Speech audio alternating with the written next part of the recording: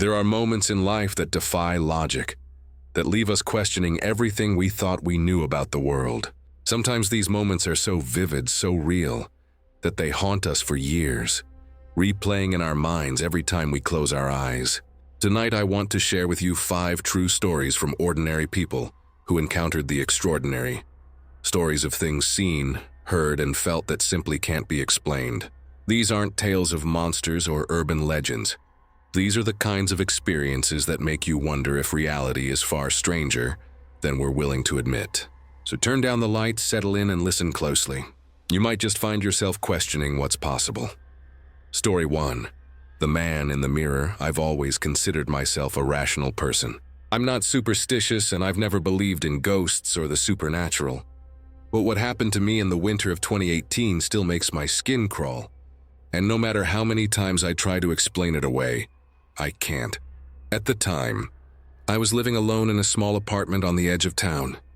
It was an old building, the kind with creaky floors and radiators that clanged in the night. I'd just moved in a few months earlier, and while the place had its quirks, I liked the solitude. I worked long hours at a tech company, and when I got home, I just wanted peace and quiet. One night, after a particularly stressful day, I got home late. The air outside was biting cold, and the wind howled through the alleyways. I remember feeling exhausted, my mind foggy from staring at screens all day. I tossed my bag on the couch, kicked off my shoes, and went straight to the bathroom to wash up. The bathroom was small, barely enough room to turn around. The mirror above the sink was old and a little warped, the kind that makes your reflection look just slightly off. I splashed cold water on my face, trying to shake off the fatigue. As I looked up, I caught my own eyes in the mirror. For a split second, I thought I saw someone standing behind me. A tall, thin man, his face pale and expressionless. I spun around, heart pounding. But of course, there was no one there. Just the empty bathroom, the door still closed. I laughed at myself, chalking it up to exhaustion and the tricks of an old mirror. But as I turned back to the sink, I saw it again. This time the man's eyes met mine in the reflection. He didn't move, didn't blink.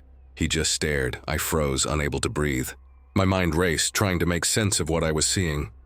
I forced myself to turn around again, and once more the room was empty. But when I looked back at the mirror, the man was still there, standing just behind my left shoulder. I stumbled backward, nearly tripping over the bath mat. I grabbed my phone and snapped a picture of the mirror, desperate to prove to myself that I wasn't losing my mind. But when I looked at the photo, there was nothing there. Just my own terrified face. I didn't sleep that night. Every time I closed my eyes, I saw that pale, expressionless face staring back at me. For weeks afterward, I avoided looking in mirrors, especially at night. I tried to convince myself it was just a hallucination, a trick of the light and my tired brain. But deep down, I know what I saw. And sometimes late at night, I still catch a glimpse of movement in the corner of my eye when I pass a mirror. I don't know who or what I saw that night, but I know it was real. Story 2. The Lights in the Orchard. I grew up in a small rural town, the kind where everyone knows everyone, and the biggest excitement is the annual county fair.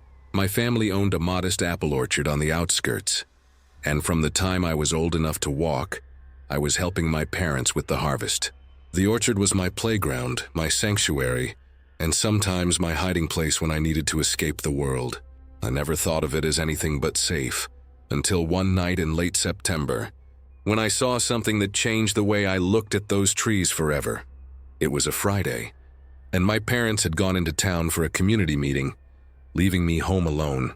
I was 16, old enough to be trusted, but still young enough to feel a little uneasy when the house was too quiet. I decided to distract myself by watching a movie, but halfway through, the power flickered and went out. I groaned, fumbling for my phone to use as a flashlight. The house was pitch black, the only sound the wind rustling through the orchard outside. I went to the window, hoping to see the headlights of my parents' car coming up the long driveway. Instead, I saw something else, strange, glowing lights moving between the rows of apple trees. At first, I thought it was just the moonlight playing tricks on my eyes, but as I watched, the lights grew brighter, shifting from white to blue to a deep, pulsing red. They moved in a pattern, weaving through the trees in a way that seemed almost deliberate. My heart hammered in my chest. I tried to convince myself it was just someone with a flashlight, maybe a neighbor or a lost hiker. But the lights didn't move like flashlights. They floated, bobbing up and down, sometimes splitting apart and then coming back together. I pressed my face to the glass, straining to see more. That's when I noticed the silence. The wind had stopped, the crickets had gone quiet, and even the distant hum of the highway was gone. It was as if the world was holding its breath. I grabbed my jacket and slipped outside, drawn by a mix of fear and curiosity. The air was cold and the grass was wet with dew. I crept toward the edge of the orchard, keeping to the shadows. The lights were closer now, maybe 100 yards away, moving slowly between the trees. I could see their glow reflecting off the apples, casting long, eerie shadows. I called out, my voice barely more than a whisper. "Hello, is someone out there?" The lights paused, hovering in place. For a moment, I thought they were coming toward me, but then they shot upward, rising above the treetops in a smooth, silent arc. They hovered for a second, then zipped away into the night sky, vanishing without a sound. I stood there shivering, staring at the empty orchard. I waited for the sounds of the night to return, but the silence lingered, heavy and unnatural. When my parents finally came home, I tried to tell them what I'd seen, but they just smiled and said I'd probably seen fireflies or maybe a drone. But I know what fireflies look like, and there was no way those lights were drones. They moved with purpose, with intelligence. I never saw them again. But sometimes, when the night is especially quiet, I find myself looking out at the orchard, half hoping, half dreading that the lights will return. Story 3. The Woman on the Road. I was driving home from a friend's house late one night, taking the back roads to avoid the highway traffic. It was one of those nights where the fog hangs low over the fields, turning the world into a blur of gray and silver.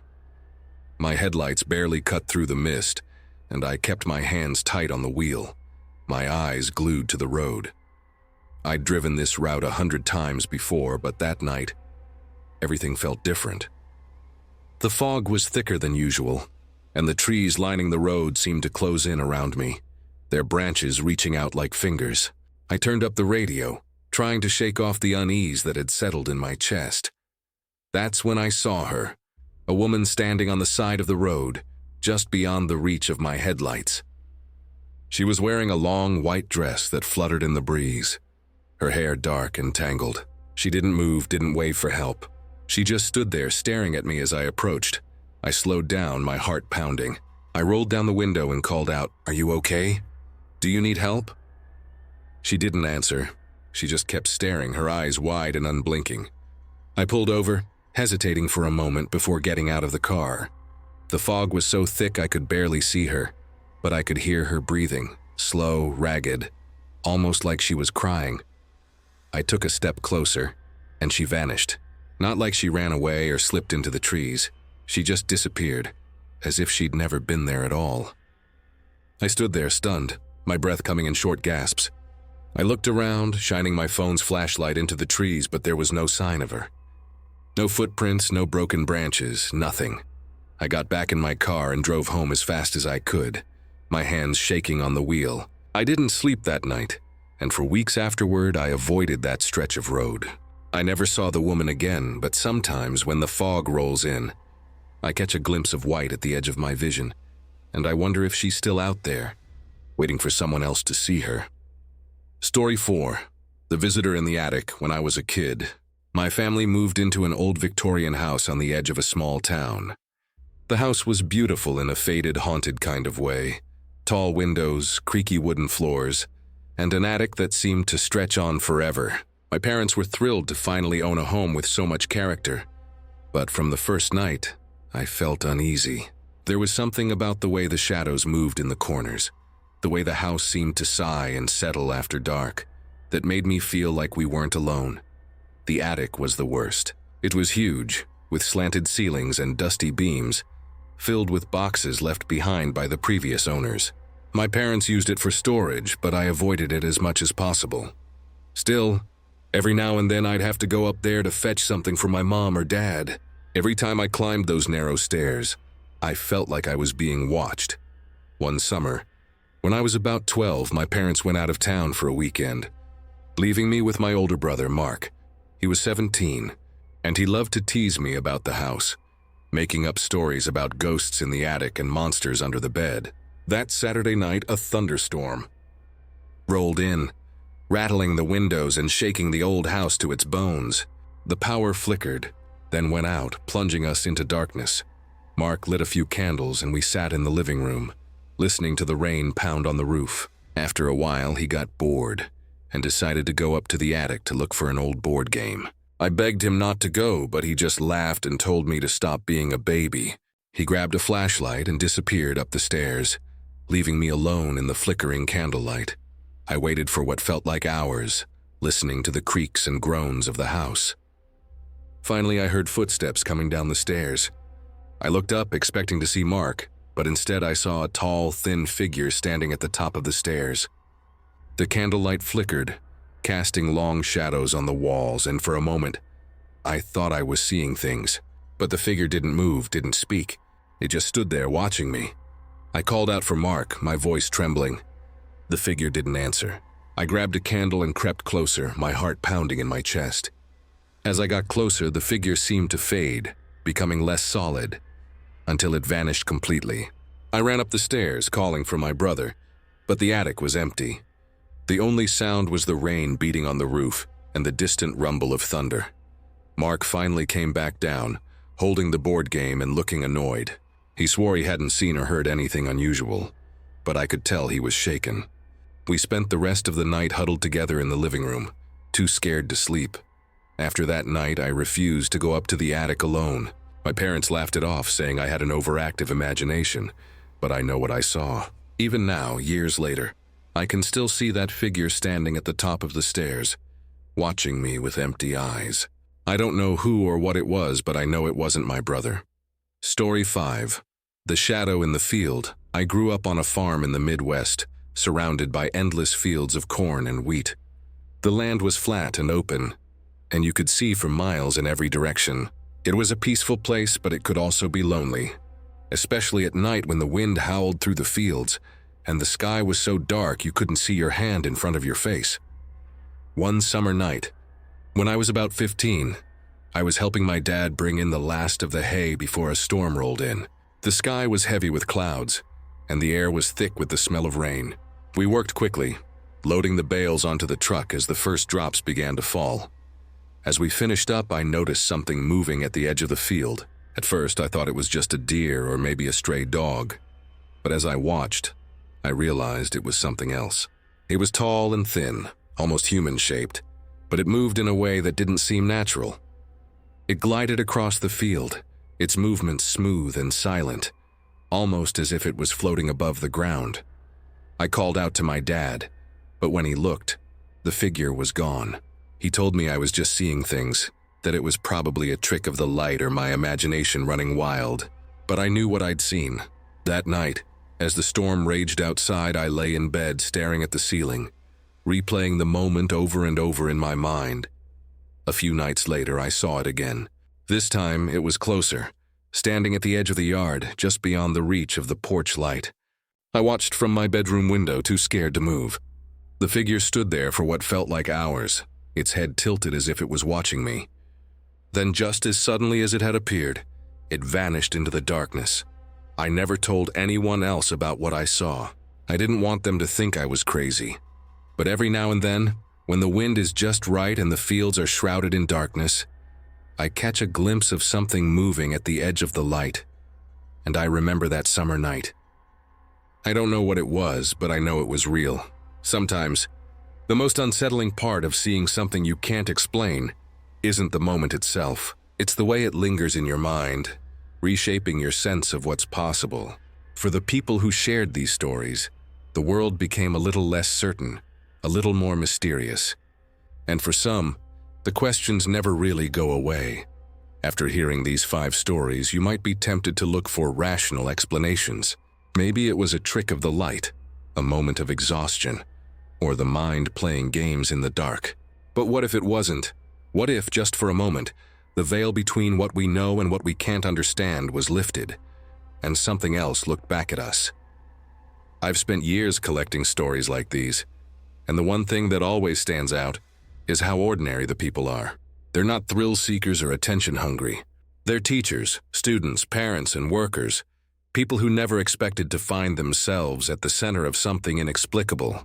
And yet, when it happens, it changes them. Sometimes it's a quiet change, a new wariness when passing a mirror or a field at night. Other times, it's a deep, lasting fear that something is out there, just beyond the edge of understanding. Take the man who saw the figure in his bathroom mirror. He still avoids looking at his own reflection after dark, haunted by the memory of eyes that weren't his own. Or the teenager who watched the lights dance through the orchard. She still glances out her window on quiet nights, half expecting to see them return. The driver who saw the woman in white on the foggy road now takes a different route home, even if it means a longer drive. The siblings in the Victorian house never spoke of the attic again, but both admit they still dream about the figure at the top of the stairs, and the farm boy who saw the shadow in the field. He grew up, moved away, but sometimes when the wind is just right, he swears he can feel eyes watching him from the darkness. What ties these stories together isn't just the fear or the mystery, it's the sense of awe, the realization that the world is bigger and stranger than we want to believe. It's the moment when the familiar becomes unfamiliar, when the safe becomes threatening, and when the impossible becomes real. If only for a heartbeat. If you've ever experienced something you can't explain, you know how it feels. The racing heart, the cold sweat, the desperate search for a logical answer. Maybe you've told yourself it was nothing, that you imagined it. Maybe you've never told anyone at all, afraid they'd laugh or look at you differently. But you're not alone. Every day, people all over the world see things they can't explain. And most of them keep it to themselves, quietly carrying the weight of the unknown. So the next time you catch a glimpse of something out of the corner of your eye, or hear a sound that doesn't belong, remember these stories. Remember that sometimes the world is stranger than we can imagine. And maybe, just maybe, that's not such a bad thing. Maybe it's a reminder that there's still magic in the world, still mysteries waiting to be discovered. As you turn off the lights tonight and settle into bed, think about the stories you've heard.